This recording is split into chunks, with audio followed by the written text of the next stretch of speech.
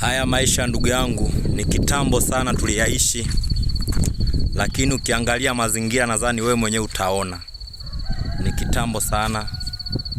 Lakini yote kwa yote tunamshukuru Mungu kwa sababu anazidi kutukutanisha na mabosi wengine ambao ni wapya na wanatupa kazi ambazo muda mrefu sana tulishazifanya na tulisahau kwamba hizo kazi zipo na zinafanyika.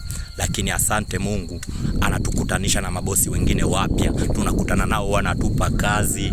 Umeona? Ukiangalia hapa ndugu yangu, niko nje ya nyumba na hii ndio nyumba yenyewe tunaifanyia kazi. Labda nisiwe na maneno mengi, acha niingie ndani. Hivi ndo naingia ndani ndugu yangu, nikuonyeshe kazi tunayoifanya huku ndani. Ukiangalia hapa, huyu ndo fundi mkuu mwenyewe hapa, anaangalia vijana wake wanaofanya kazi. Ndugu yangu, tulia ndugu yangu. Umeona? Huu mjengo ndo ulikuwa unaona kwa mbali hapa. Na kuonyesha kazi sasa. Hii ndo kazi yenyewe ndugu yangu, na kuonyesha hapa. Hizi ni marumaru tunagonga hapa. Angalia hapa. Sijui kujua tunaigiza ndugu yangu. Tunamalizia hapa tu vipande hapa. Lakini ukiachana na hivi vipande, ngoja nikuonyeshe huku ndugu yangu. Wakenye mmezoea. Huku.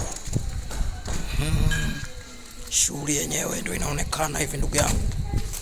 Umeona?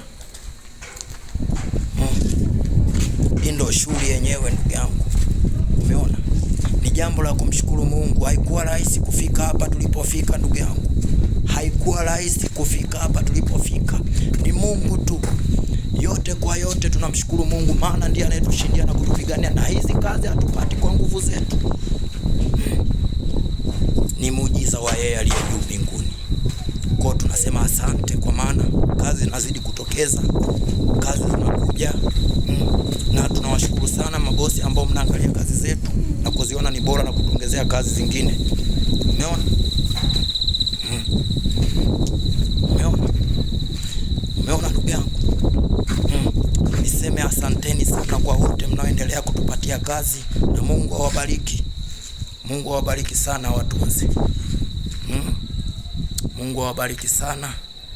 Sina mengi zaidi ya kuwashukuru mabosi mnaotupa kazi. Amen.